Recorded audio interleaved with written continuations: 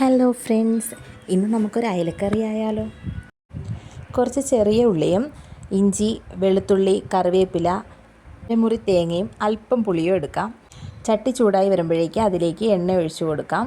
എണ്ണ നന്നായി ഒന്ന് ചൂടായി വരുമ്പോൾ നമുക്ക് കടുക് ഇട്ട് കൊടുക്കാം. കടുകൊക്കെ നന്നായി ഒന്ന് പൊട്ടി വരട്ടെ.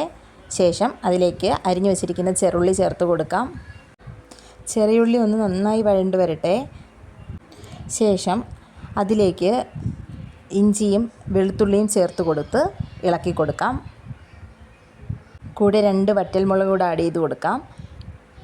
ഇനി ഇതിലേക്ക് 2 സ്പൂൺ മുളക് പൊടിയും 1 സ്പൂൺ മല്ലിപ്പൊടിയും കൂടെ തന്നെ 1/4 ടീസ്പൂൺ മഞ്ഞൾപ്പൊടിയും ചേർത്ത് ഇതിൻ്റെ പച്ചമണം മാറുന്നത് വരെ ഒന്ന് ഇളക്കി കൊടുക്കാം. ഇനി ഇതിലേക്ക് മീനിട്ട് കൊടുക്കാം. ഇനി ഇതിലേക്ക് തേങ്ങയും പുളിയും സ്മൂത്തായി അരച്ച് വച്ചിരിക്കുന്നത് ഒഴിച്ചു കൊടുത്ത് ഇളക്കി കൊടുക്കാം. ശേഷം കറിവേപ്പില ഉപ്പും ഇട്ട് നന്നായി അടച്ച് വെച്ച് വേവിച്ചെടുക്കാം. ഇപ്പോൾ മീൻകറിയൊക്കെ നന്നായി തിളച്ച് വറ്റി വന്നിട്ടുണ്ടേ. ഇത്രയേ ഉള്ളൂ. സൂപ്പർ ടേസ്റ്റി ആയിട്ടുള്ള അയലക്കറി ഇവിടെ റെഡി ആയിട്ടുണ്ട്. എല്ലാവരും ഒന്ന് ട്രൈ ചെയ്ത് നോക്കണേ.